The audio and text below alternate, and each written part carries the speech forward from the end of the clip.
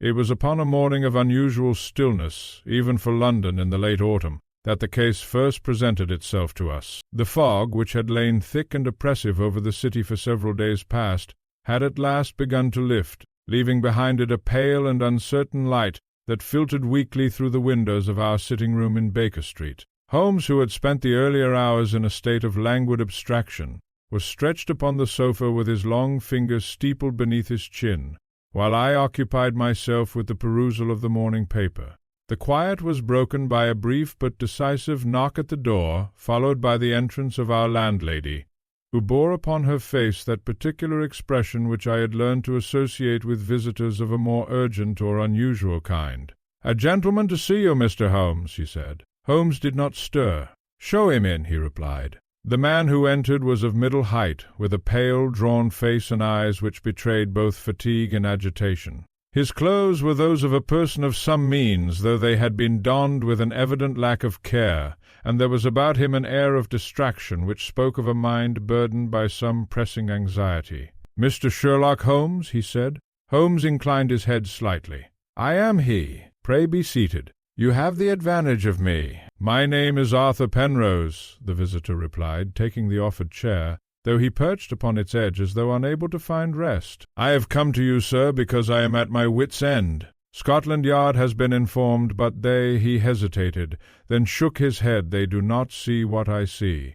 Holmes's eyes, which had hitherto been half closed, now opened fully, and I observed that sudden sharpening of expression which always signified the awakening of his interest. "And what is it that you see, Mr. Penrose?" he asked quietly.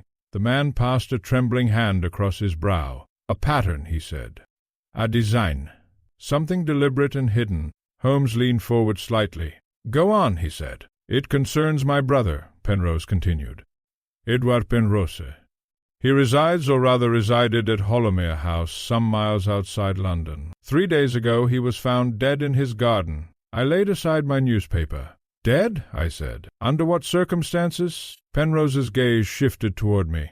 "You are a medical man?" he asked. "I am," I replied. "Then perhaps you will understand why I find the official explanation insufficient," he said. "The verdict as given is that my brother died of natural causes of failure of the heart. Yet I tell you, gentlemen, that there was nothing natural in the manner of his death." Holmes's fingers tapped lightly upon the arm of the sofa. "In what way?" he said. Penrose leaned forward, his voice lowering. "He was found," he said, "lying upon the grass near the far end of the garden, fully clothed, with no sign of struggle or injury. His face bore an expression not of pain, but as though he had seen something wholly unexpected." "Was there any indication of foul play?" I asked. "None that the police would acknowledge," Penrose replied. "No marks upon the body, no disturbance of the ground. Nothing to suggest that he had been attacked." Holmes regarded him steadily. "And yet you believe he was murdered?" "I am certain of it," Penrose said. Holmes's eyes narrowed slightly. "Certainty is a strong word," he said. "Upon what do you base it?" Penrose hesitated, as though weighing his next words with care. "Upon what was found," he said at last, "beneath the soil." Holmes's interest, already engaged, seemed to deepen. "Beneath the soil," he repeated. "Yes," Penrose said. "The garden at the very spot where my brother was discovered had been recently disturbed. At first it was thought to be nothing more than the work of a gardener, but when I examined it more closely I noticed that the earth had been turned over in a manner which did not correspond to any ordinary planting." "And what did you find?" I asked. Penrose's voice dropped to a whisper. "A box," he said. "A small wooden box, buried no more than a foot beneath the surface." Holmes sat up now, his languor entirely gone. "Was it opened?" he asked. "Yes," Penrose replied. "I opened it myself." "And its contents?" Penrose swallowed. "It was empty," he said. A silence followed this statement. "Empty?" I repeated. "Entirely so," Penrose said. "And yet I cannot shake the conviction that whatever it once contained is the key to my brother's death." Holmes rose from the sofa and began to pace slowly across the room. "You informed the police of this discovery?" he asked. "I did," Penrose said. "But they dismissed it as irrelevant. A buried box, they say, proves nothing. They insist upon their conclusion that my brother's death was natural." Holmes paused and turned toward him. "And you disagree?" "I do," Penrose said firmly. My brother was not a man of weak constitution. He was cautious, methodical, and, if I may say so, somewhat secretive in his habits. In recent months he had taken to spending long hours in the garden, often at night. When I questioned him, he would give evasive answers or none at all. Holmes's gaze sharpened. "And you did not press him further?" Penrose gave a faint, bitter smile. "My brother was not a man who welcomed inquiry," he said. "He valued his privacy above all else." Holmes resumed his pacing. "And this box," he said. "You are certain it was not placed there after his death?" "I am certain," Penrose replied. "The soil had settled in a way which suggested it had been disturbed some time before. And there is more." Holmes stopped. "More," he said. Penrose nodded. "On the inside of the lid," he said, "there was a marking faint but visible, a symbol or perhaps a set of initials. I could not be sure."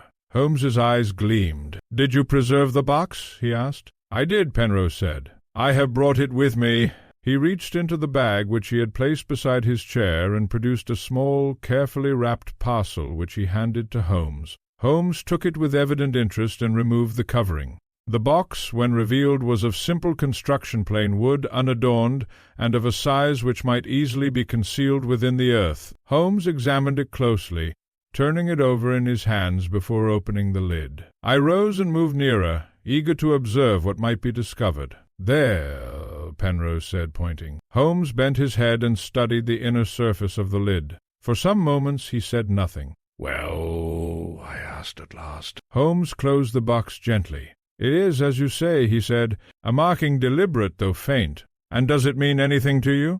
Penrose asked. Holmes's expression was thoughtful. "It may," he said. "In time." He placed the box upon the table and turned once more to our visitor. "Mr. Penrose," he said, "you have done well to come to me. Your brother's death, whatever its official classification, is not, I think, a matter which can be dismissed so readily."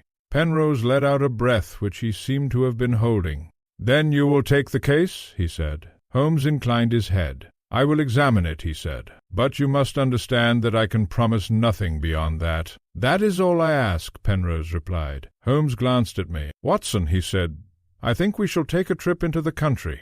I felt at once that familiar stir of anticipation. "When do we leave?" I asked. Holmes's eyes returned to the small wooden box upon the table. "At once," he said. "It was thus that we came to be engaged in what would prove to be one of the most curious and, in its ultimate implications, most unsettling cases of my association with Sherlock Holmes." At that moment, however, as we prepared to depart for Hollowmere House, I confess that I regarded the matter as little more than an unusual death attended by circumstances of a somewhat puzzling nature.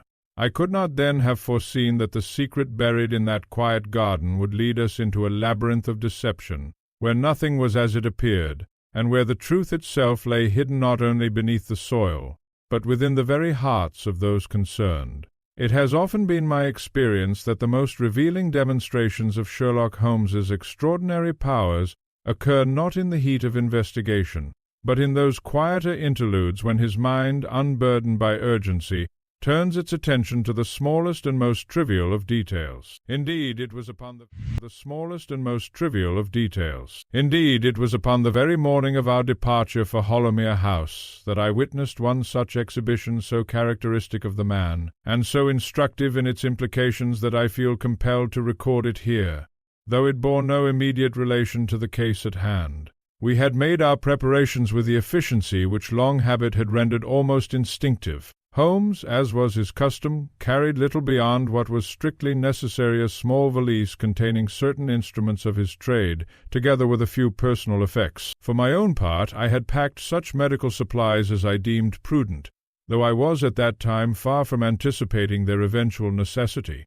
Our visitor, Mr. Penrose, had departed ahead of us to make arrangements for our arrival, and we were to follow by the midday train. The hansom cab had been ordered, and we were upon the point of leaving when Holmes, who had been standing near the fireplace in a state of quiet contemplation, suddenly stooped and picked up an object from the rug. "Watson," said he, holding it up between his fingers, "what do you make of this?" I approached and examined it. It was a walking cane of solid construction, with a curved handle and a ferrule of worn metal at its base. The wood, though of good quality, bore the marks of use, and there was a noticeable crack running along its length, as though it had been subjected to considerable strain. "It is a cane," I said. "Ah, and I should say one that has seen some service." Holmes smiled faintly. "Admirably observed," he said. "And yet I think we may go somewhat further." He handed it to me. "Pray examine it more closely," he said. I did so, turning it over in my hands. "There are initials here," I said, indicating a small silver band near the handle.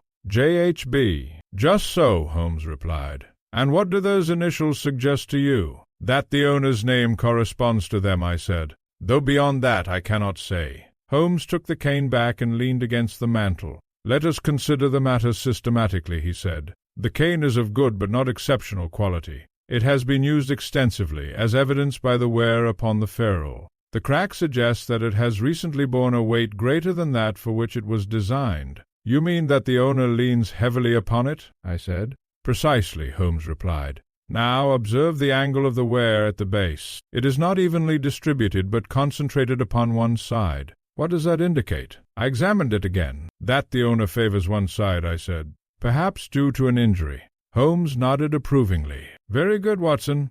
The man is therefore not merely in the habit of using a cane, but relies upon it to compensate for a weakness most likely in the left leg, given the direction of the wear." He tapped the cane lightly against his palm. "Now consider the crack. It is recent, and runs along the grain of the wood. Such a fracture might occur if the cane were subjected to a sudden and considerable force, perhaps if the owner stumbled or was involved in some minor accident." "And the initials?" I said. Holmes's eyes twinkled. "Ah, yes, the initials," he said. "J.H.B. Now, you will recall that we had a visitor yesterday afternoon, a gentleman who called upon me regarding a matter of some trivial importance, and who left in some haste when I declined to take up his case. I searched my memory. The man with the ruddy complexion?" I said. "And the rather abrupt manner?" "The same," Holmes replied. "He carried this cane, which he must have inadvertently left behind." "And you have deduced all this from the cane alone?" I said. Holmes, "It is a simple matter," he said. "The man is middle-aged, of some means, and accustomed to walking. He has recently suffered a minor injury to his left leg, perhaps a strain or sprain, which has caused him to rely more heavily upon his cane than usual. In doing so, he has placed sufficient stress upon it to produce the crack we observe. His departure in haste suggests a man of impulsive temperament, easily offended, and not inclined to reflection." I could not suppress a smile. "You make it sound as though you had known him for years," I said. Holmes returned the smile, though his eyes were already drifting toward the door. "It is merely a matter of observation and inference," he said. "Come, Watson, the cab awaits." The journey from London to Holomere was accomplished without incident, though I could not help but notice that Holmes, who is seldom idle, spent much of the time in silent reflection. From time to time he would take from his pocket the small wooden box which Mr. Penrose had entrusted to us, and examine it with a concentration which suggested that it occupied a central place in his thoughts. "You find something of interest there?"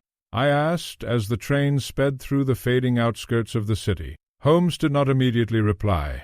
Instead, he ran his finger lightly along the inner surface of the lid, where the faint marking was visible. "It is not what is present," he said at last, "but what is absent." "I do not follow," I said. Holmes glanced at me. "The box is empty," he said. "And yet it was buried with care, at a depth sufficient to conceal it, but not so great as to render its retrieval difficult. This suggests that whatever it once contained was of value not necessarily monetary, but significant enough to warrant such precaution." "And yet it is gone," I said. "Precisely," Holmes replied. "Which raises the question, was it removed before or after Mr. Penrose's death?" "You believe that to be important?" I asked. Holmes's expression was thoughtful. "I believe it to be central," he said. "For if the object was removed before his death, then we must ask by whom and for what purpose. If after, then we are confronted with a different, though no less intriguing, set of possibilities." He replaced the box in his pocket. "There is also the marking," he continued. "Faint but deliberate.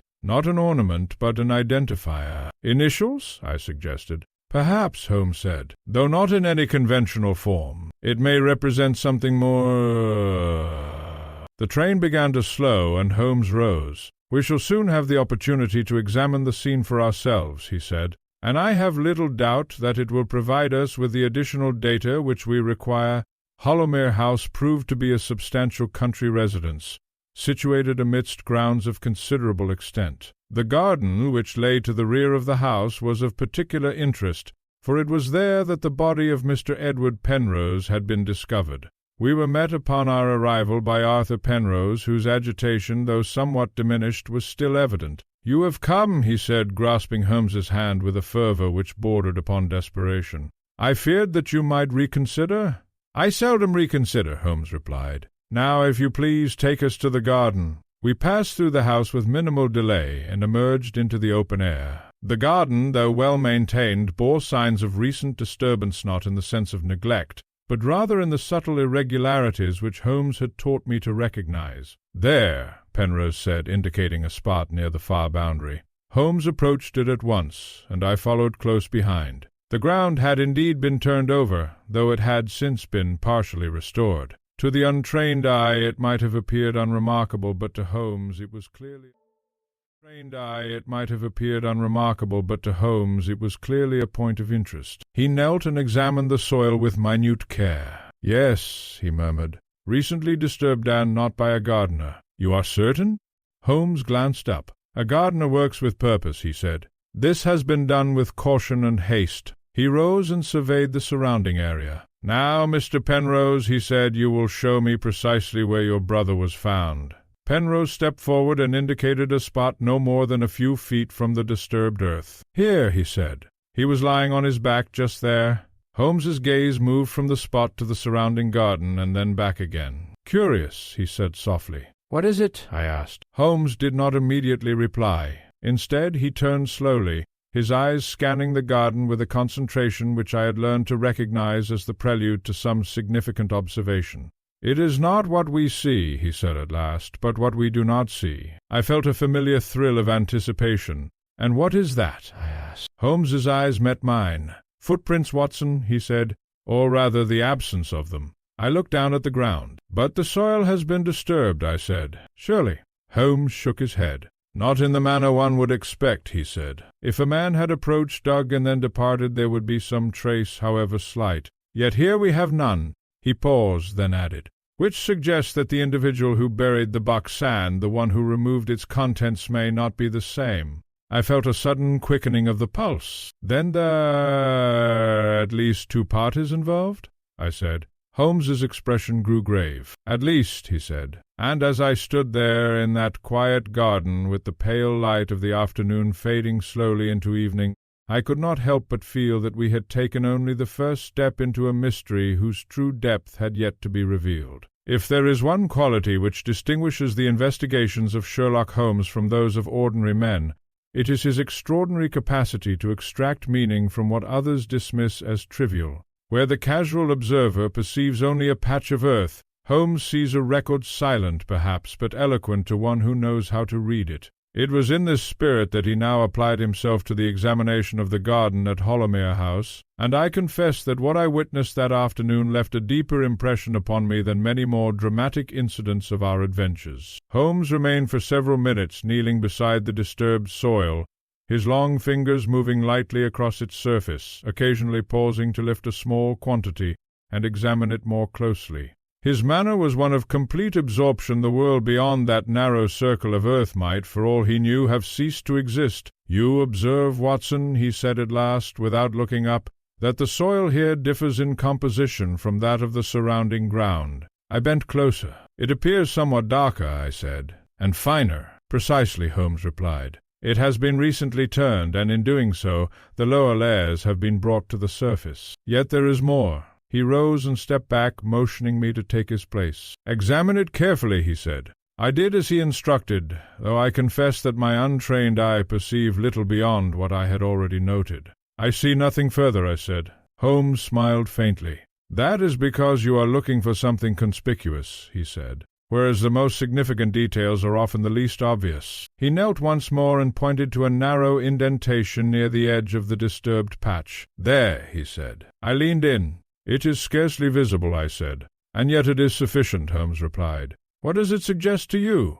I considered for a moment. "It might be the mark of a tool," I said. "A spade, perhaps?" Holmes inclined his head. "An excellent suggestion," he said. but observe the shape. It is too narrow and lacks the curvature one would expect from the blade of a spade." "Then what is it?" I asked. Holmes's eyes gleamed. "It is the mark of a metal edge," he said, "but not of a gardening implement. Rather of something more precise than something designed for controlled excavation." I stared at him. "You mean—" I began. "A small instrument," Holmes continued, "possibly a trowel or even a specialized tool. The individual who dug here did so with care, taking pains to disturb as little of the surrounding ground as possible. And yet," I said, "there are no footprints." Holmes nodded. "Just so," he said. "Which brings us to a most interesting conclusion." He rose and brushed the soil from his hands. "The person who buried the box," he said, "did so at a time when the ground was dry and firm, leaving minimal impression.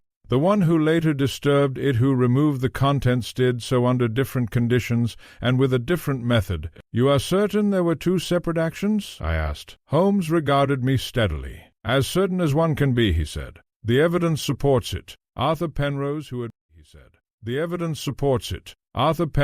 had been observing us with increasing anxiety, stepped forward. "Then my brother was not alone in this," he said. Holmes turned to him. "On the contrary," he said, "I believe your brother was very much involved, but not in the manner you suppose." Penrose frowned. "I do not understand," he said. Holmes gestured toward the disturbed earth. "This box," he said, "was buried with intention. It was not concealed in haste, but placed here with deliberation. The question is, by whom? My brother, perhaps?" Penrose suggested. Holmes inclined his head slightly. "It is possible," he said. "But if so, we must ask, why bury an empty box?" Penrose hesitated. "It was not empty when it was buried," he said. "Precisely," Holmes replied. "Which implies that whatever it contained was removed at a later time." He began to walk slowly around the perimeter of the garden, his gaze fixed upon the ground.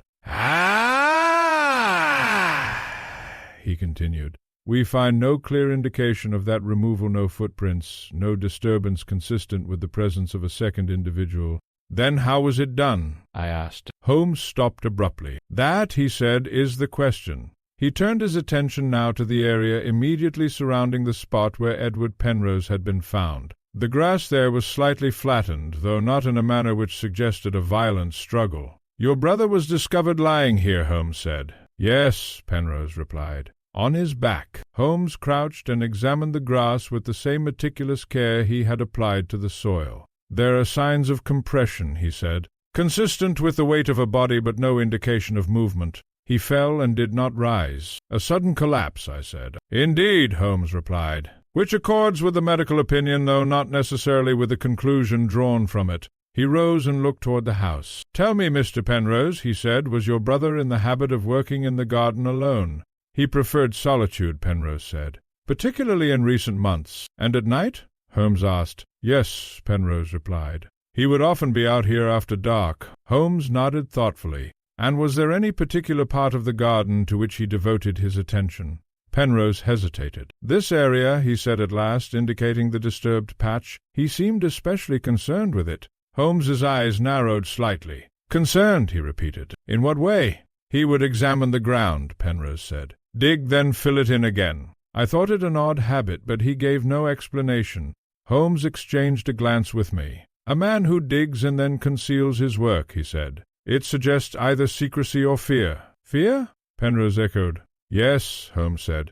"Fear that what he has hidden may be discovered, or that it may already have been." A silence fell upon us. "Then you believe," I said, "that your brother knew he was in danger?"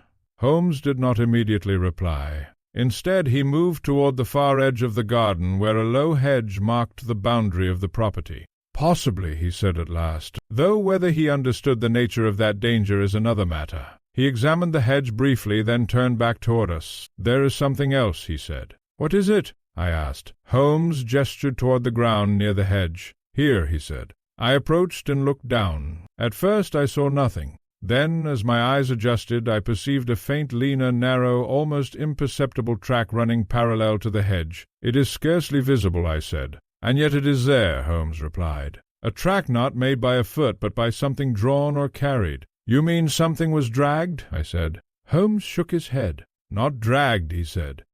"Guided."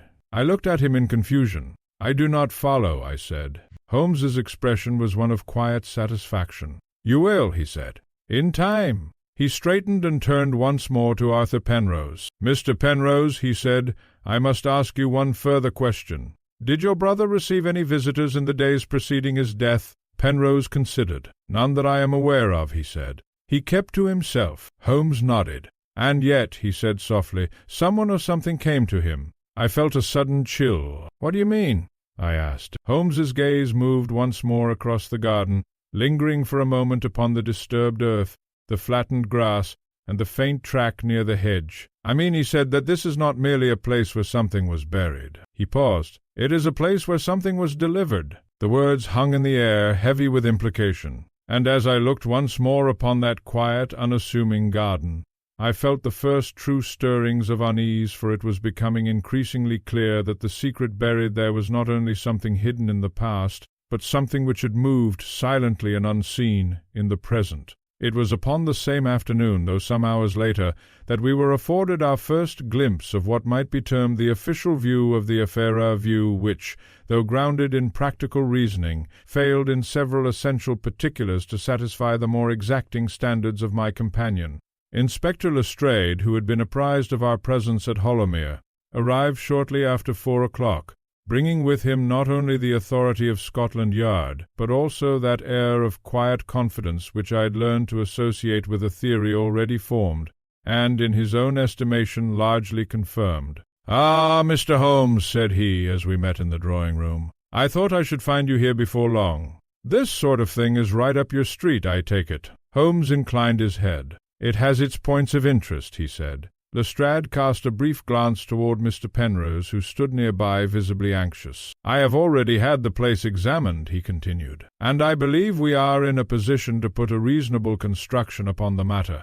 Holmes seated himself and steepled his fingers. "I shall be most interested to hear it," he said. Lestrade nodded. "The gardener," he said. Penrose started. "The gardener?" he repeated. "Yes," Lestrade said. "A man named Wilkes has been in the employ of your brother for some years, knows the grounds intimately, and had ample opportunity to do whatever was done." Holmes's expression remained unchanged. "And what, precisely, do you suppose he has done?" he asked. Lestrade took a folded paper from his pocket and glanced at it. "Wilkes admits to having dug in the garden at the very spot where your brother was found," he said. "He claims it was part of his ordinary duties preparing the ground for planting, but the timing is not convenient." "And the box?" Holmes said. Lestrade shrugged. "He says he knows nothing of it," he replied. "But that proves little. A man in his position would hardly admit to burying something of that nature, particularly if it were connected to a crime."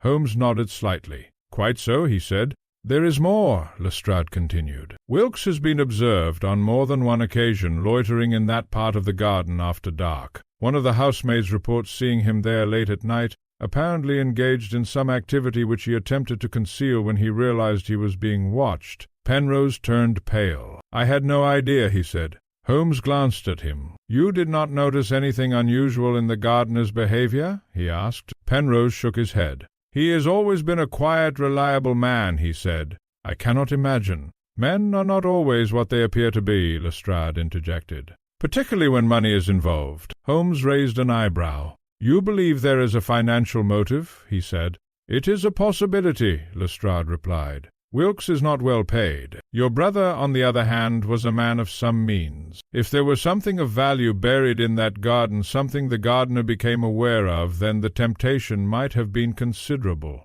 "And the death?" I said. "How do you account for that?" Lestrade hesitated briefly. "That is less clear," he admitted. "But it is not beyond the bounds of possibility that there was some form of confrontation, that Wilkes, having removed the contents of the box, was surprised by your brother, and that in the course of their encounter—" "There was no sign of struggle," I said. "No obvious sign," Lestrade corrected. "But a sudden shock, perhaps a blow, or even the mere fright of discovery, might have been sufficient to bring about the fatal result, particularly if the heart was not as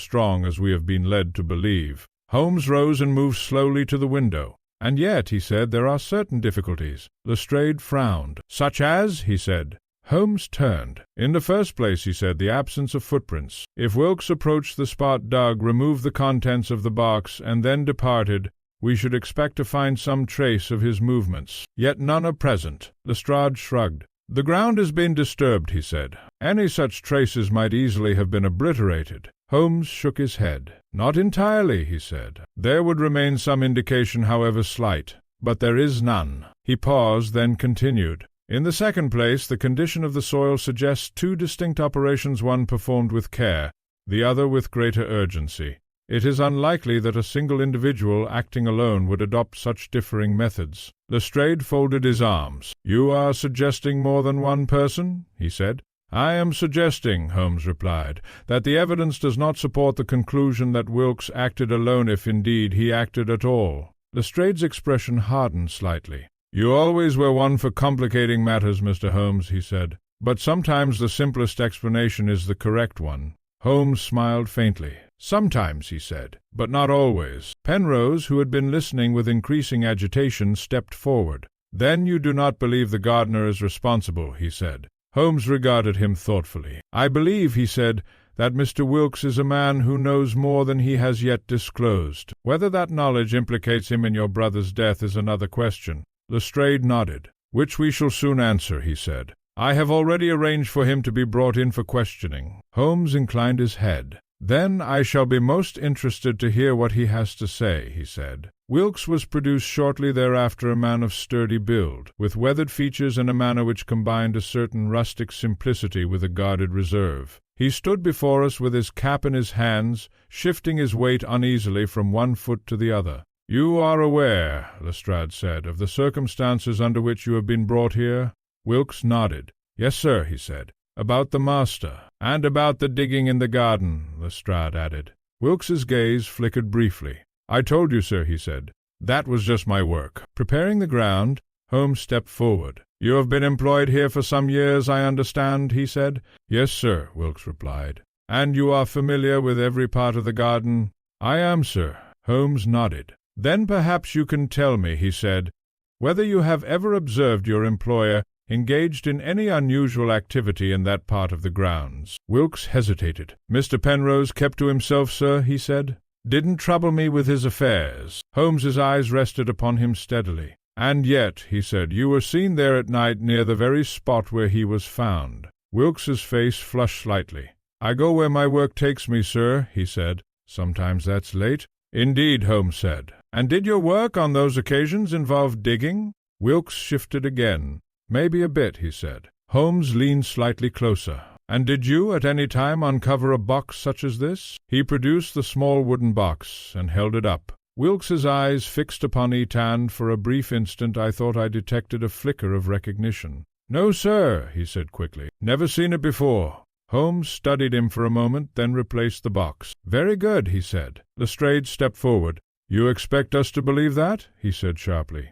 "You were digging in that very spot, and you never came across this?" Wilkes shook his head. "No, sir," he said. "I swear it." Lestrade looked as though he might press the matter further, but Holmes raised a hand. "That will do for the present, Inspector," he said. Lestrade frowned. "You're letting him go?" he said. "For now," Holmes replied. "I have no doubt that we shall have further occasion to speak with him." Wilkes was dismissed, and as he left the room I could not help but feel that we had not heard the whole truth from him. "Well," Lestrade said, turning to Holmes, "what do you make of that?" Holmes returned to his seat. "I make," he said, "that Mr. Wilkes is afraid." "Afraid of what?" Penrose asked. Holmes's gaze drifted toward the window, beyond which the garden lay in gathering twilight. "Not of us," he said quietly, "but of something."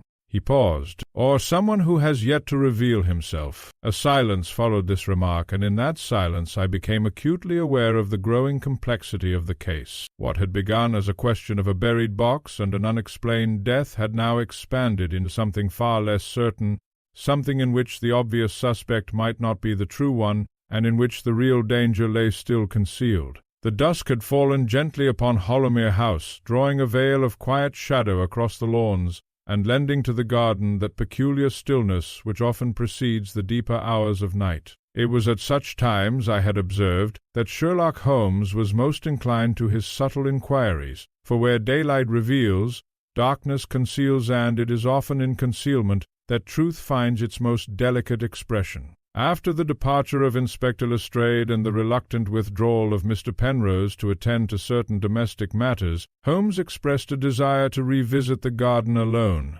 He requested that I accompany him, though I perceived at once that his mind was already engaged upon some private line of reasoning which he had not yet chosen to share. "You will find, Watson," he said, as we stepped once more into the cool evening air, "that the night has a habit of revealing what the day obscures." "I have always found it to do the opposite," I replied. Holmes smiled faintly. "That is because you look for what is illuminated," he said, "whereas I look for what is hidden."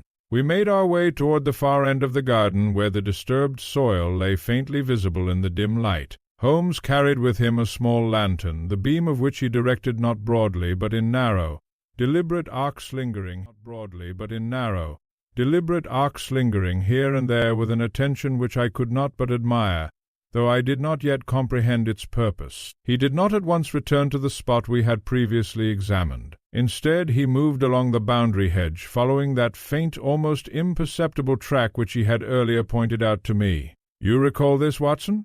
he said. "The mark near the hedge," I replied.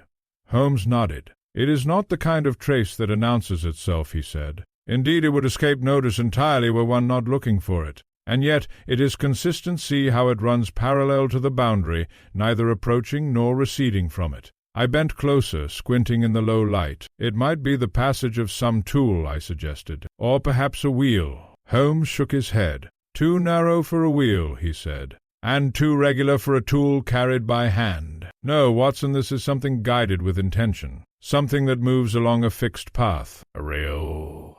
Holmes's eyes flickered briefly toward me. "An interesting thought," he said, "but let us not anticipate." He continued along the hedge until we came to a point where the track appeared to terminate, or rather to disappear into a patch of low, moss-covered ground. "Here," Holmes said quietly. He knelt and set the lantern upon the earth, adjusting its angle so that the light fell obliquely across the surface. The effect was immediate, and striking what had seemed a uniform patch of moss now revealed subtle variations in texture and contour. "You observe?" he said. I crouched beside him. "The moss has been disturbed," I said. "Slightly, but recently." "Precisely," Holmes replied, "and not by the gardener. This is not the result of routine maintenance. It is deliberate and concealed." He produced from his pocket a small, narrow-bladed instrument and began, with the utmost care, to lift the moss from the surface beneath. I watched in silence as he worked, revealing inch by inch the soil below. After a moment he paused. "Ah," he said softly. "What is it?" I asked. Holmes did not immediately answer. Instead, he brushed away a final layer of earth, exposing a narrow strip of metal embedded just beneath the surface. "There," he said. I stared in astonishment. "It is a rail," I said. Holmes inclined his head. "A guide," he corrected. "A metal track carefully concealed and aligned precisely with the mark we observed earlier." I ran my fingers lightly along it. "But for what purpose?" I said. Holmes sat back upon his heels, his expression one of quiet satisfaction. "To facilitate movement," he said. "Controlled, silent, and exact." "You mean something travels along it?" I said. Holmes nodded. "Something," he said, "which begins at one point and ends at another." He rose and followed the line of the track with his lantern, tracing it back along the hedge toward the area where the disturbed soil lay. "It leads directly to the spot where the box was buried," I said. "And beyond," Holmes replied. He continued to follow it until, to my surprise, it extended further, still disappearing at last, into a dense cluster of shrubs near the far corner of the garden.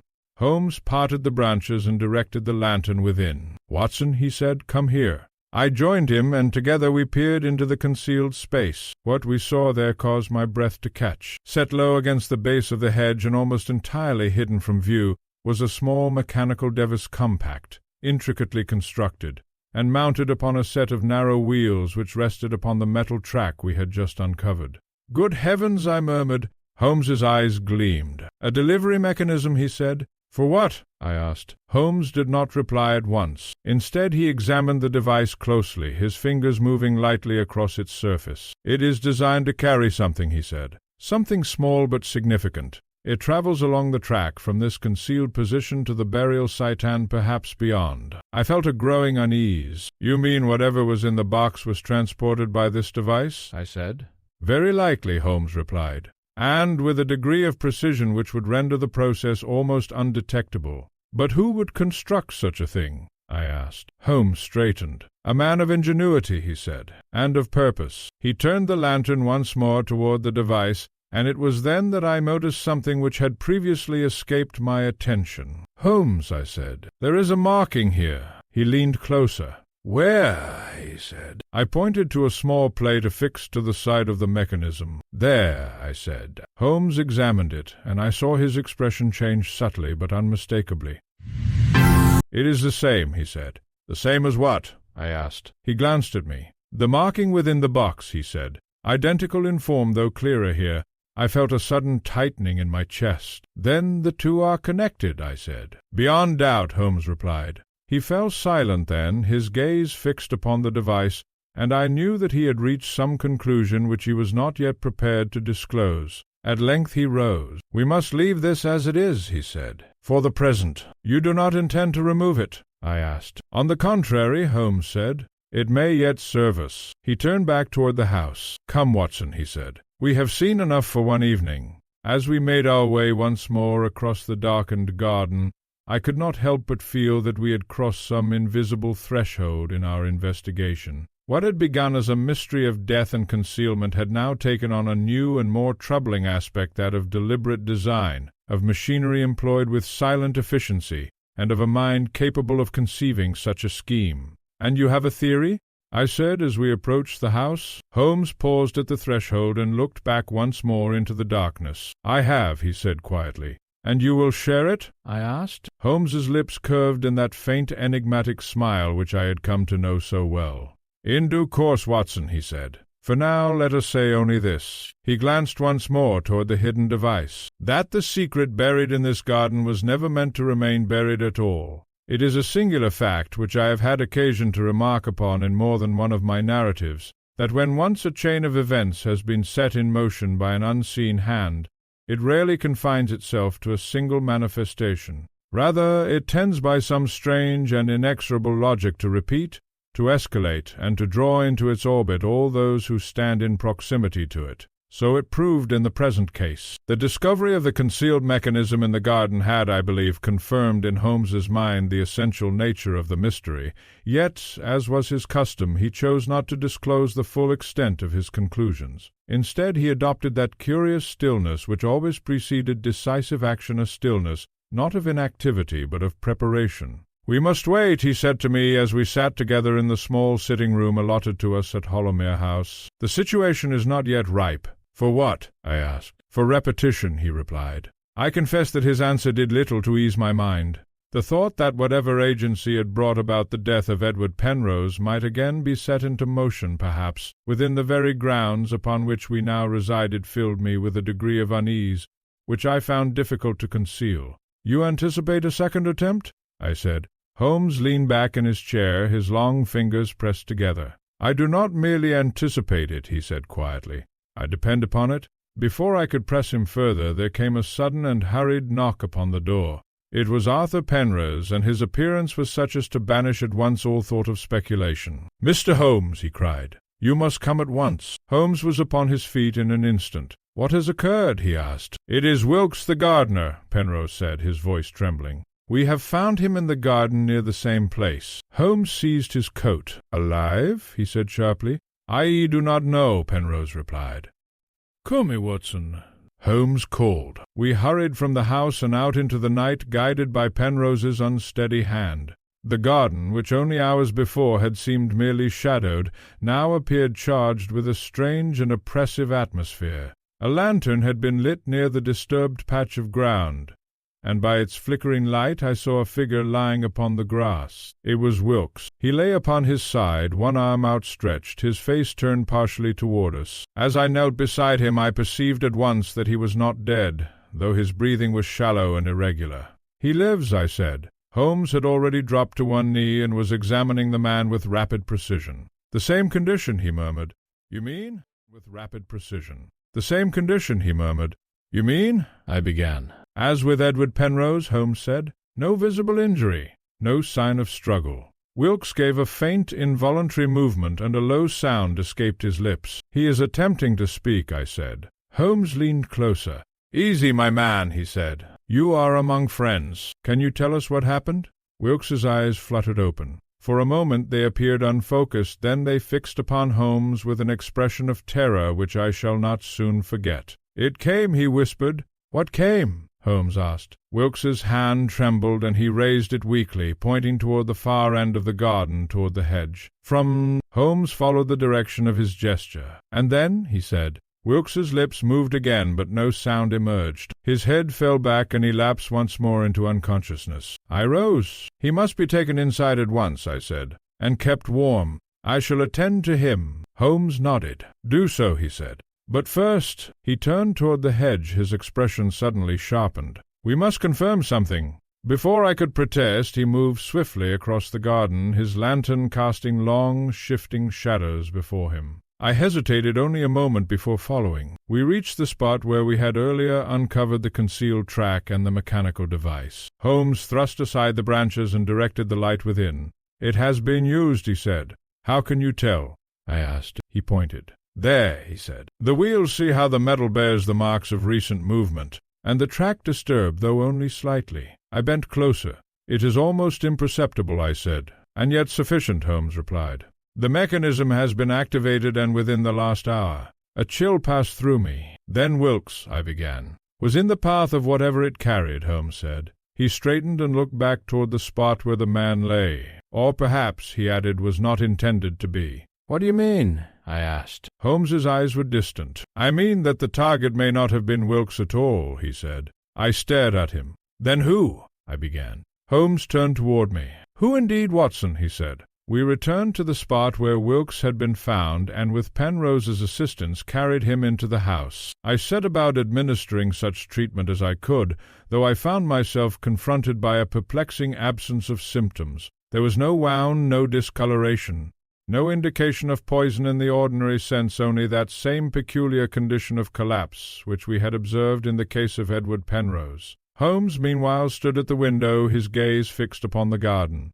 "It is confirmed," he said quietly. "What is?" I asked. "That the device is not merely a conveyance," he replied. "It is an instrument." "For delivering what?" I said. Holmes did not answer at once. Instead, he turned and looked down at the unconscious form of Wilkes. "Something capable of producing rapid and profound effect," he said, "without leaving trace. Something." He paused. "Which can be directed." A silence followed this remark, and in that silence I became acutely aware of the gravity of our situation. "You believe," I said slowly, "that someone is using this mechanism to attack individuals within the garden?" Holmes inclined his head. "Yes," he said, and with a precision which suggests both planning and knowledge. Penrose, who had been standing nearby, spoke in a strained voice. "But why?" he said. "What possible reason could there be for such a thing?" Holmes's expression was grave. "That," he said, "is the question which remains to be answered." He moved away from the window and took up the small wooden box from the table where he had placed it earlier.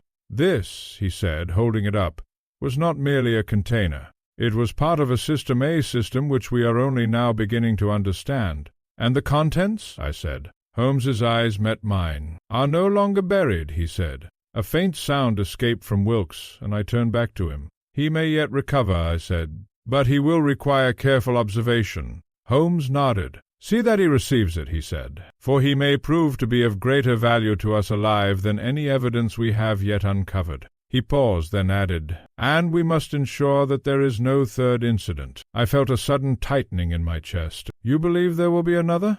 I said. Holmes's gaze returned once more to the darkened garden beyond the window. "If the pattern holds," he said quietly, "it is not a question of belief, Watson." He turned back to me, and there was in his eyes that familiar, steely resolve. "It is a question of when." The events of that night cast a long and troubling shadow over Hollowmere House. What had first appeared to be an isolated and inexplicable death had now assumed the character of a deliberate and repeated design. The attack upon Wilkes, if such it could indeed be called, transformed the matter from a puzzle into a danger both immediate and tangible. By the following morning Inspector Lestrade had returned, his manner bearing less of its earlier confidence and more of that guarded irritation which I had come to recognize when circumstances began to outpace his theory. "A second man struck down in the same place," he said, pacing the room. "No marks, no weapon, no witness worth the name, and you tell me there's some sort of contraption hidden in the garden?" Holmes, who stood near the mantel, regarded him calmly. "I do not tell you, Inspector," he said. "I show you," Lestrade frowned. "Well, then, show me," he said. We conducted him at once to the far end of the garden, where Holmes once more revealed the concealed track and the mechanical device hidden within the hedge. Lestrade bent over it, examining it with a mixture of curiosity and skepticism. "I'll grant you this," he said at length. "It's clever, but clever doesn't make it murder." Holmes's expression did not change. "No," he said, "but it may provide the means." Lestrade, "And who, in your opinion, constructed it?" he asked. Holmes clasped his hands behind his back. "That," he said, "is precisely what we must determine." Lestrade cast a glance toward the house. "Well, I've a simpler answer," he said. "The gardener." Holmes raised an eyebrow slightly. "You persist in that view?" he said. "I do," Lestrade replied. "And last night only strengthens it." "In what way?" Holmes asked. Lestrade gestured toward the ground. "He's found in the very place where all this has been going on," he said. "Alone at night near a device which he had every opportunity to construct. If that doesn't point to him, I don't know what does." Holmes shook his head. "It points," he said, "but not in the direction you suppose." Lestrade's expression hardened. "You think he's innocent?" he said. "I think," Holmes replied, "that he is involved, but not as the originator of this scheme." Lestrade gave a short, impatient laugh. "Then what is he?" he said. "An accomplice? A victim? You can't have it both ways, Mr. Holmes." Holmes turned his gaze toward the hedge. "On the contrary," he said quietly, "I believe we may have both. The condition of Wilkes, though serious, showed signs of gradual improvement under my care. By midday he had regained consciousness, though he remained weak and visibly shaken.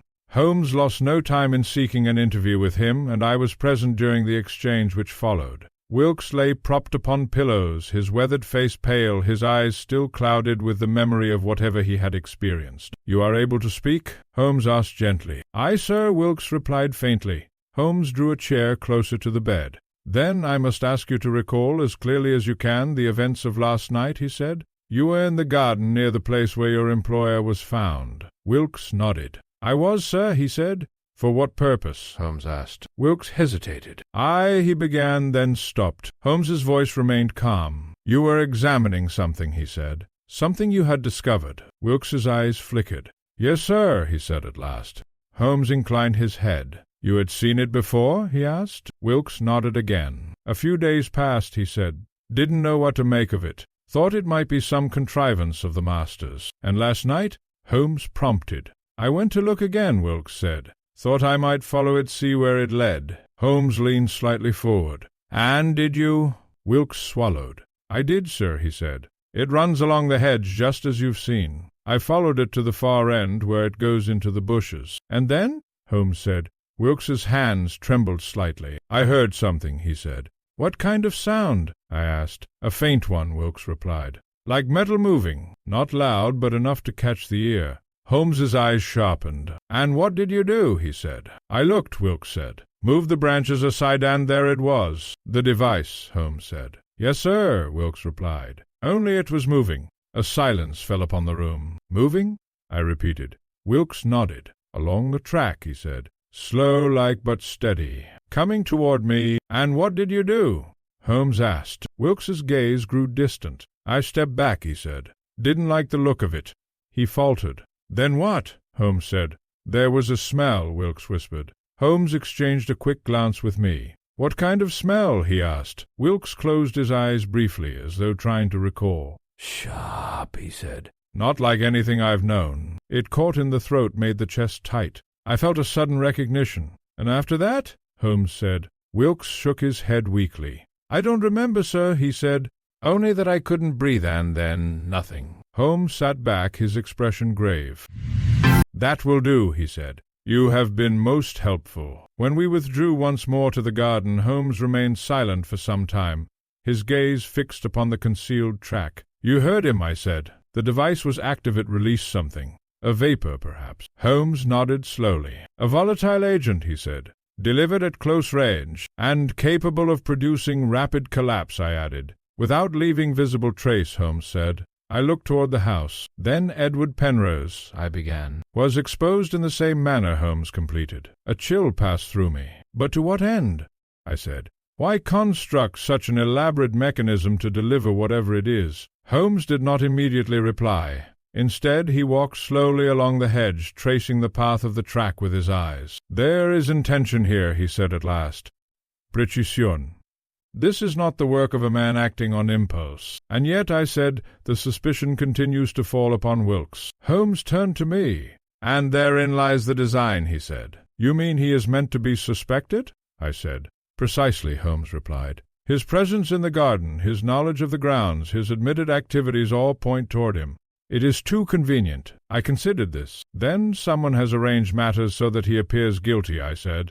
Holmes inclined his head. "Yes," he said, "and has done so with considerable skill." He paused, then added, "But such arrangements are rarely perfect." "What do you mean?"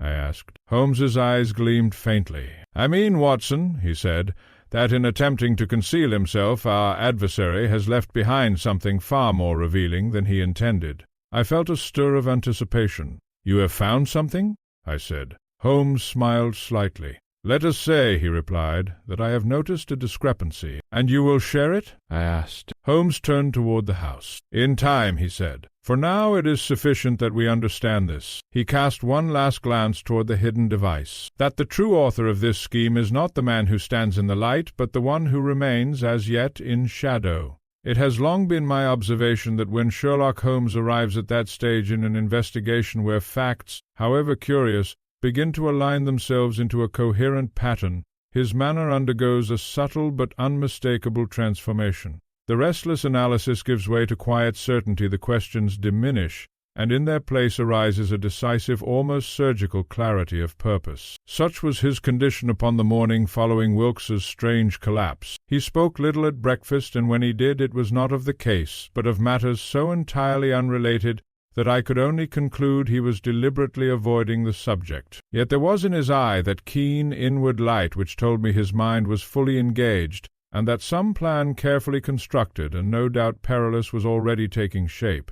It was not until we had returned once more to the garden that he chose to speak. "Watson," he said quietly, "we are dealing with a mind which combines patience with ingenuity. That is always a dangerous combination." "I do not doubt it," I replied. "But have you determined whose mind it is?" Holmes clasped his hands behind his back and walked slowly along the hedge. "I have determined," he said, "that our adversary possesses both mechanical skill and a familiarity with chemical agents. He understands the grounds intimately, and most significantly he anticipated the line of suspicion which would fall upon the gardener." "You mean Wilkes was intended as a scapegoat?" I said. "Exactly," Holmes replied. "His habits, his presence in the garden, even his discovery of the treacle served to make him appear culpable. And yet he himself was struck down," I said. Holmes paused. "Which suggests one of two possibilities," he said. "Either he discovered more than he ought, or he was never meant to survive long enough to speak." I felt a tightening in my chest. "Then he is in grave danger still," I said. Holmes inclined his head. "Which is why we must act before our adversary does." He turned to me with sudden intensity. "Watson," he said, "I intend to set a trap." I confess that I felt at once both anticipation and unease. "For whom?" I asked. Holmes's eyes flickered toward the concealed track. "For the one who operates the mechanism," he said. "And how do you propose to do so?" I said. Holmes's lips curved faintly. "By allowing him to believe that his design has succeeded," he replied. The plan, when at last he disclosed it to me, was characteristic of Holmes in its boldness and precision. It depended above all upon timing and upon the assumption that the unknown operator of the device would, at some point, attempt to use it again. "We know," Holmes said, "that the mechanism is activated from a concealed position near the hedge. We know also that it delivers its contents along a fixed track, and that its effect is both rapid and silent. What we do not yet know is the identity of the individual who controls it. And you intend to discover that by watching the device?" "Controls it." "And you intend to discover that by watching the device?" I said. "Not merely watching," Holmes replied. "Observing under conditions which will compel action." He explained that we would return to the garden that night under cover of darkness, and position ourselves at a vantage point from which both the track and the concealed device could be observed without detection.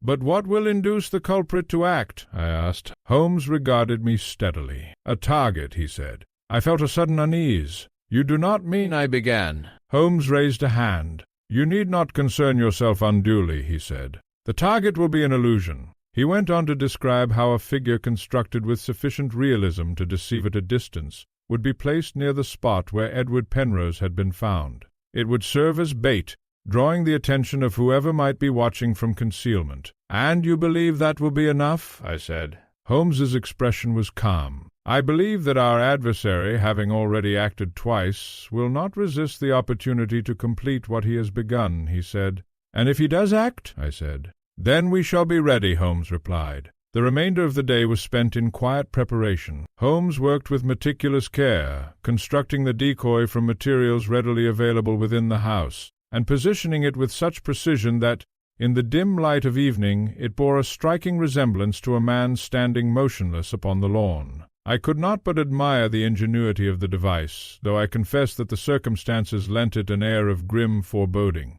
As the hour of night approached, Holmes and I took our positions within a small copse of trees overlooking the garden. From there we had a clear view of the track, the concealed mechanism, and the figure which stood, silent and unmoving, near the disturbed earth. The night was still so still that even the faintest sound seemed magnified. The air carried that same peculiar tension which I had felt on the previous evening, as though the very ground were waiting. We remained thus for some time, speaking little, our attention fixed upon the scene before us. At length Holmes touched my arm. "Watch the hedge," he whispered. I followed his gaze. For several moments I saw nothing. Then, so faintly that I might have doubted my senses, I perceived a slight movement among the branches. "It is there," I murmured. Holmes nodded. "Steady," he said. The movement grew more distinct. The branches parted slowly, cautiously, and the concealed device emerged upon the track. It moved with a quiet precision, its small wheels gliding along the metal guide without sound.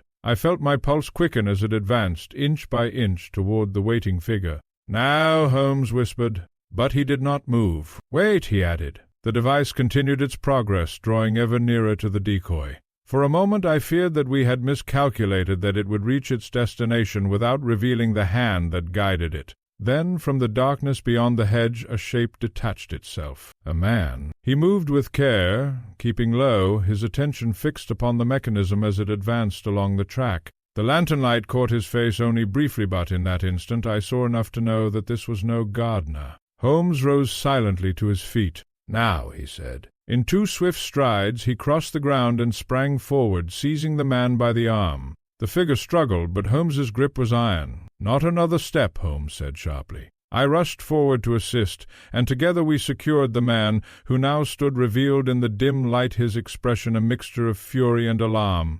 Arthur Penrose, who had been stationed at the house, appeared moments later, drawn by the commotion. "What is this?" he cried. Holmes turned, his hand still upon the captive. "This," he said, "is the author of your brother's death." A stunned silence followed. The man made one final futile attempt to break free. "You are mistaken," he said hoarsely. Holmes's eyes were cold. "On the contrary," he said, "I am precisely correct." He gestured toward the device, now halted upon the track. "You have constructed a most ingenious instrument," he continued, "but like all such devices it bears the mark of its maker."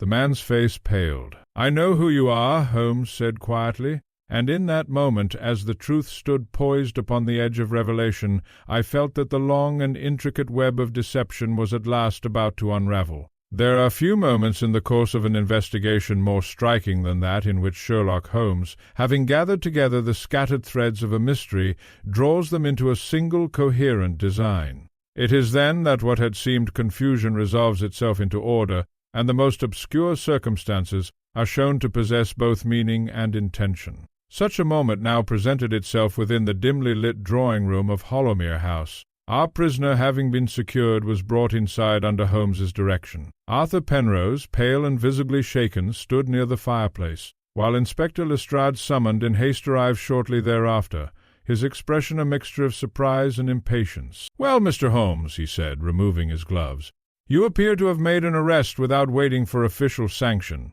Holmes regarded him calmly. "I have merely prevented a third attempt," he said. "The formalities may follow." Lestrade glanced toward the captive. "And who is this gentleman?" he asked. Holmes stepped slightly aside, allowing the light to fall fully upon the man's face. "A person whose connection to this house has hitherto been, Penrose leaned forward, his eyes widening. "Good heavens," he said. "It cannot be." "It can," Holmes replied. The man, seeing that concealment was no longer possible, drew himself up with a certain defiant composure. "My name," he said, "is Frederick Haldon." Lestrade made a quick note. "And your business here?" he asked. Holmes raised a hand. "Permit me, Inspector," he said. "Mr. Haldon's business will be made clear in due course." He turned toward us all, his expression composed, his voice steady. "We are confronted," he began, "with a series of events which, though at first glance unrelated, form in reality a precise and deliberate sequence. In order to understand them, we must consider not merely what occurred, but how and why." He moved toward the table and took up the small wooden box. "This object," he said, "was discovered buried in the garden empty, yet clearly intended to contain something of importance. Its presence suggests preparation and arrangement made in advance and concealed with care." He placed it down and turned toward the window, beyond which the garden lay in darkness. "Next," he continued, "we have the death of Edward Penrose found near that same spot. With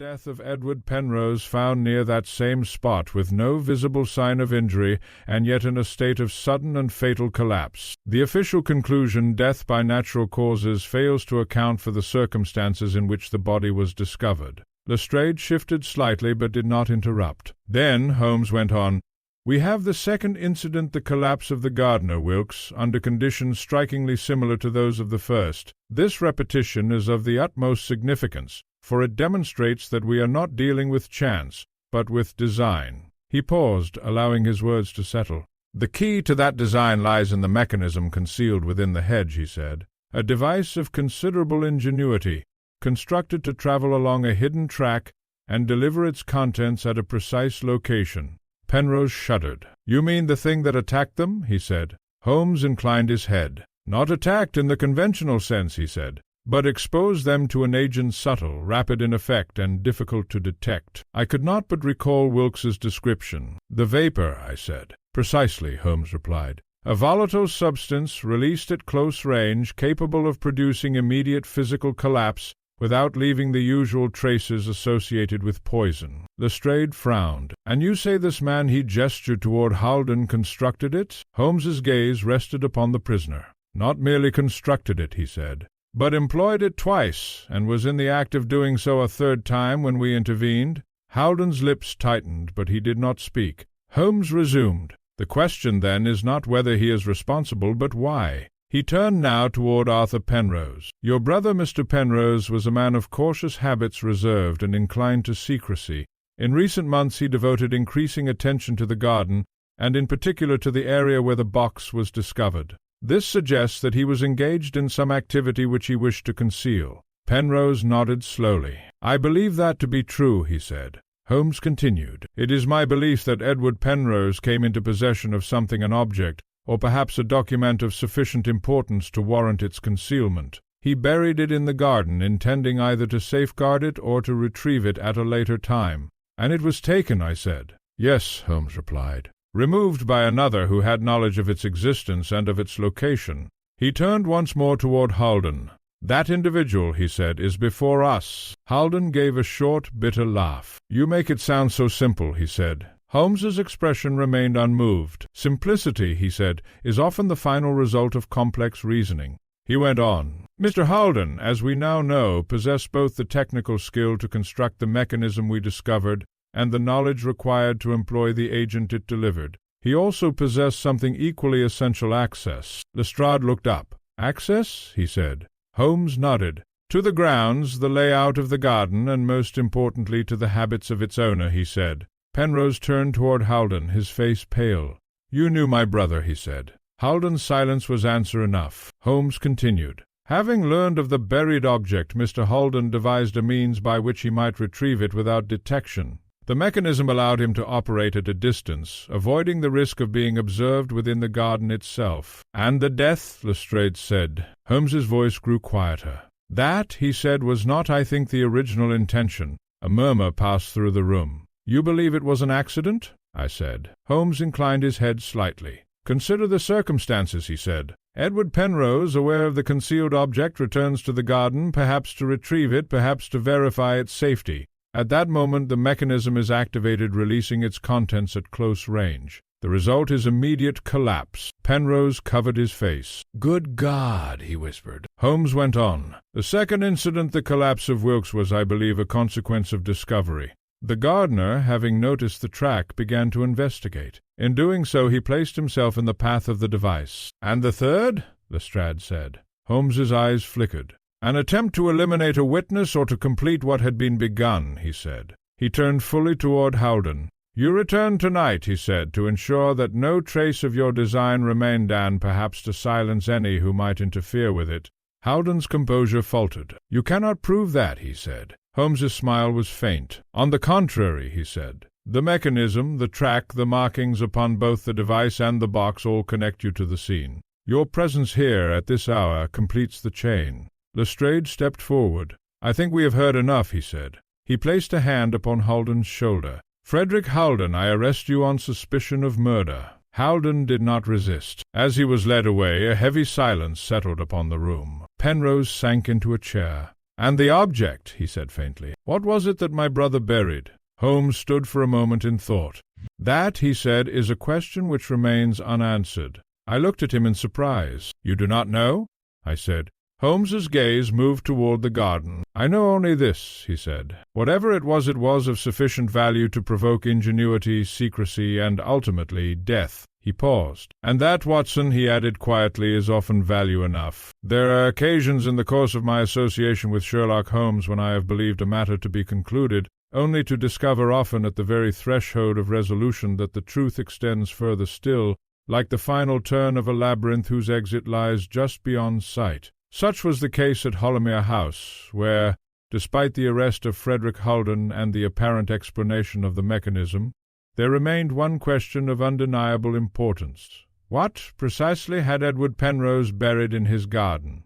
It was upon the morning following Haldon's apprehension that this question pressed itself with renewed urgency. The atmosphere within the house, though relieved of its immediate tension, retained an undercurrent of unease, as though the events of the preceding nights had not yet entirely relinquished their hold upon those who had witnessed them. Arthur Penrose, whose composure had been severely tried, sought Holmes soon after breakfast. "You have done more than I could have hoped, Mr. Holmes," he said, with a sincerity which I could not doubt. "My brother's death is no longer a mystery, and the man responsible has been taken. Yet there is still that matter." "The object," Holmes said.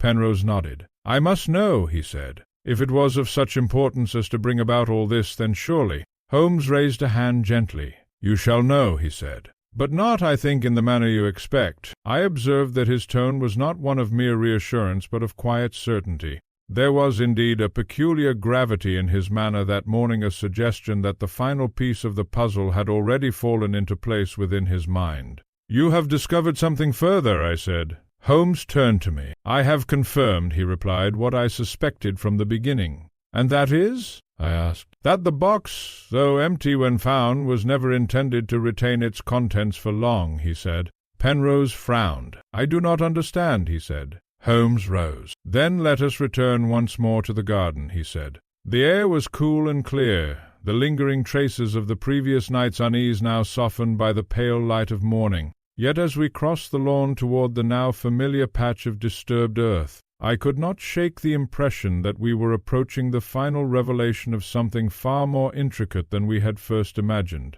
Holmes led us not immediately to the burial site, but once again along the hedge, to the concealed track and the mechanism which had played so central a role in the affair. It had been secured under Lestrade's direction, but remained in place for examination. "You observe," Holmes said, "that the device is designed not merely to deliver, but to retrieve." "Retrieve?" Holmes nodded. "Consider its construction," he continued. "It is capable of traveling in both directions along the track, and contains a compartment of limited capacity. This suggests that it was intended to carry something outward and then to return with something else." Penrose's eyes widened. "You mean," he began, "that whatever your brother buried," Holmes said, "was not meant to remain there indefinitely, but to be exchanged." "Exchanged for what?" I asked. Holmes's gaze rested upon the ground. "For information," he said quietly. A silence followed. Holmes then turned and walked toward the original site of the burial. The earth, though partially restored, still bore the marks of disturbance. He knelt and began once more to examine it, though with a different purpose than before. "Watson," he said, "if you would be so good as to assist me." Together we cleared away the upper layer of soil, working with care so as not to disturb whatever might lie beneath. After only a few moments, Holmes's hand paused. "Here," he said. I leaned closer. Partially concealed within the earth was a thin object, flat and protected by a layer of oilcloth. Holmes lifted it with great care and unwrapped it. It was a document. He unfolded it slowly, his eyes moving rapidly across its contents. "What is it?" Penrose asked, his voice tense. Holmes did not immediately reply. Instead, he handed the document to me. "Read," he said. I did so, and as I read, I felt a growing astonishment. It was a series of notes written in a careful, precise hand detailing certain financial transactions, names, and dates. But more than that, it contained what could only be described as evidence of dealings of a most questionable nature, involving individuals of influence and position. "This is," I began. "Evidence," Holmes said, "of a kind which certain parties would go to considerable lengths to obtain or to suppress." Penrose stared at the document. "My brother had this?" he said. Holmes nodded. "And he chose to conceal it here," he said. "Not to hide it permanently, but to use it." "To use it?" I said. Holmes's expression was grave. "As leverage," he said. "A means of communication or perhaps negotiation with another party." I felt a sudden clarity. "The mechanism," I said. "It allowed for the exchange without either party being seen." "Precisely," Holmes replied. "Your brother would place the document in the box. The device would carry it to the far end of the track, where it would be retrieved and replaced with something else. Money, perhaps, or further information." Penrose sank back slightly. "Then he began. Engaged in a dangerous game," Holmes said. "And Haldon?" I asked. Holmes's eyes darkened. "Haldon," he said, "was not merely the operator of the device but the other party to the exchange." A stunned silence followed. "You mean he was in communication with my brother?" Penrose said. Holmes inclined his head. "Yes," he said, "at least initially. And then?" I said. Holmes took the document from my hand and folded it carefully. "Then something changed," he said. "Perhaps greed, perhaps fear. Haldon, having gained access to the material, saw an opportunity not merely to obtain it, but to ensure that no one else could use it. And so I began. Devised a means," Holmes said, "to remove your brother from the equation without direct confrontation and without obvious trace." Penrose's face was ashen. "And the document?" he said. Holmes held it up. "This," he said, "was not the original." "What do you mean?" I asked. Holmes's eyes met mine. "The original was taken," he said. "What we have here is a copy, one which your brother retained as a safeguard." I felt a chill. "Then the real document is still in Haldon's possession," I said. Holmes nodded. "Or was," he said, "until his arrest." He turned toward Penrose. "It will now be recovered," he said, "and placed in the hands of those who can act upon it." Penrose drew a long breath. "My brother," he said quietly, "I never knew—" Holmes regarded him with a measure of sympathy. "Few men are entirely known, even to those closest to them," he said. As we returned to the house, I found my thoughts dwelling upon the intricate chain of events which had led us to this conclusion. What had seemed, at first, an inexplicable death in a quiet garden had revealed itself to be part of a carefully constructed system of secrecy, exchange, and ultimately betrayal. "You suspected this from the beginning," I said to Holmes. He shook his head slightly. "Not the details," he said, "but the pattern. The box, the mechanism, the absence of footprints all pointed to a method of communication rather than mere concealment." "And the rest?" I asked. "The rest," he said, "followed from observation." He paused, then added, "And from the recognition that when a man goes to such lengths to hide something, it is rarely because he wishes it to remain hidden forever." I could not but reflect upon the tragic figure of Edward Penrose, a man who had sought to control a dangerous secret, only to be undone by the very ingenuity upon which he relied. "And Haldon?" Holmes's expression was one of quiet finality. "He will answer for his actions," he said, "as all such men must. The conclusion of a case, particularly one so elaborate in its construction and so grave in its consequences, rarely arrives with the dramatic flourish that one might expect. More often it recedes quietly into the past, leaving behind it only the faint impressions of what has been learned, and the heavier burden of what has been lost. So it was with the singular affair of Hollowmere House. Inspector Lestrade departed the following day, bearing with him both Frederick Haldon and the documents which had formed the hidden core of the mystery. His manner, though outwardly composed, betrayed a certain reluctance, whether at the complexity of the case, or at the fact that its resolution had once again lain beyond the reach of ordinary methods, I cannot say. Yet to his credit he acknowledged Holmes's contribution with a degree of candour not always characteristic of him. "You've a way of finding what isn't meant to be found, Mr. Holmes," he remarked as he took his leave. Holmes, who stood beside the window, gave a slight inclination of the head. "It is merely a matter of looking where others do not," he said. Lestrade gave a short laugh. "And seeing what others cannot," he added. "Well, good day to you." With that he was gone, and the house seemed at once to grow quieter for his absence. Arthur Penrose remained behind, though the events of the past days had left their mark upon him. I observed in his manner a subdued gravity, as of one who has glimpsed a side of life previously unknown to him. "You have given me answers, Mr. Holmes," he said, as we stood together in the drawing-room, "though I cannot say they bring me comfort." Holmes regarded him thoughtfully. "Truth rarely does," he said, "but it has the merit of finality." Penrose nodded slowly. "My brother was not the man I believed him to be," he said, "and yet I cannot wholly condemn him." "Nor should you," Holmes replied. "He acted, as many men do, under the influence of circumstance and perhaps of ambition. That his course led him into danger is unfortunate, but not uncommon." Penrose drew a long breath. "And the secret?" he said. "It will now be made public?" Holmes's gaze shifted briefly toward the garden. "That will depend upon those who now possess it," he said. "But I suspect that it will be used carefully and with discretion." Penrose extended his hand. "Then I can only thank you," he said, "for all that you have done." Holmes accepted it with a quiet nod. "You are most welcome," he said. It was later that same afternoon that Holmes and I prepared to depart from Hollowmere House. The case in all its essential particulars had reached its conclusion, and there remained nothing to detain us further. As we walked once more through the garden, I could not help but cast a lingering glance toward the spot where so much had occurred. The earth had been restored, the track removed, and the concealed mechanism taken away. There was now nothing to distinguish that place from any other patch of ground. Yet I knew that beneath its surface, whether in memory or in fact, there remained the imprint of what had transpired. "It is strange," I said, as we paused near the hedge, "that such a quiet place should conceal so much." Holmes followed my gaze. "It is the nature of such places," he said. "They lend themselves to secrecy." "And to deception," I added.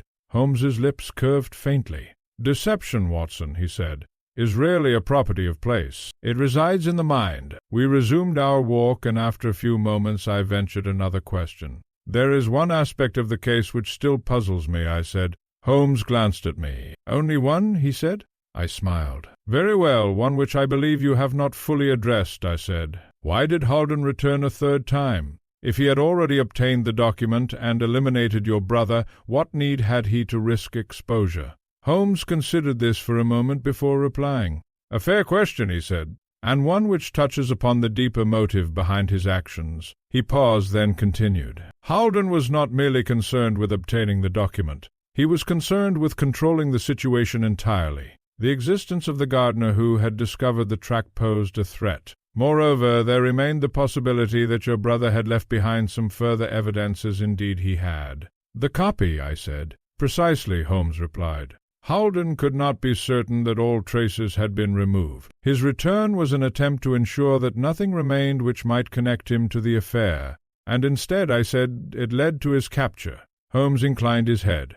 "As such attempts often do," he said. We reached the gate where our carriage awaited. As we took our seats and the driver set us once more upon the road to London, I felt that familiar mixture of relief and reflection which so often accompanies the end of one of our investigations. For some time Holmes remained silent, his gaze fixed upon the passing landscape. At length he spoke. "There is a lesson in this case, Watson," he said. "I do not doubt it," I replied, "though I suspect it is not a simple one." Holmes's eyes did not leave the window. "No," he said, "it is not." He turned slightly toward me. "A man may devise the most ingenious of systems," he continued. "He may conceal his actions, anticipate suspicion, and even manipulate those around him. Yet in the end it is not the complexity of his design that determines his success, but the flaw within it." "And what was the flaw in this instance?" I asked. Holmes's expression was thoughtful. "Assumption," he said. Holden assumed that he understood every element of the situation, that he alone possessed the necessary knowledge, and that all others were either ignorant or incapable of interference. And he was mistaken, I said. Holmes gave a faint smile. As are most men who think themselves beyond scrutiny, he said. I leaned back in my seat, considering his words. And Edward Penrose? I said. What was his flaw? Holmes's gaze returned once more to the road ahead. He believed, he said slowly, that he could engage with danger and remain untouched by it. A silence followed. And you? I said after a moment. What do you take from it? Holmes's answer came after a pause. That even the most carefully buried secret, he said, has a way of rising again, if not by design, then by consequence. He settled back into his seat, and for the remainder of the journey he spoke no more upon the subject. In the weeks that followed, I learned through the usual channels that Frederick Holden had been formally charged, and that the documents recovered from his possession had indeed led to further inquiries of a most serious nature. Of the individuals implicated therein I shall say nothing, for reasons which will be readily understood. As for Hollowmere House, it returned in time to its former quiet. The garden, I am told, bears no trace of the events which once disturbed its peace. Yet I cannot think of it without recalling the hidden track, the silent mechanism, and the unseen hand which set it in motion. And so I close this account not with triumph but with reflection. For in this, as in so many of Holmes's cases, the true mystery lay not merely in the crime itself, but in the human motives which gave rise to it, motives as subtle and concealed as the device which carried them into effect. Sherlock Holmes, for his part, soon turned his attention to other matters, as is his habit. Yet I have often wondered whether, in some quiet moment, even he reflects upon the strange and intricate path by which truth emerges from concealment. For my own part, I shall not soon forget the lesson of the garden, nor the secret that lay buried within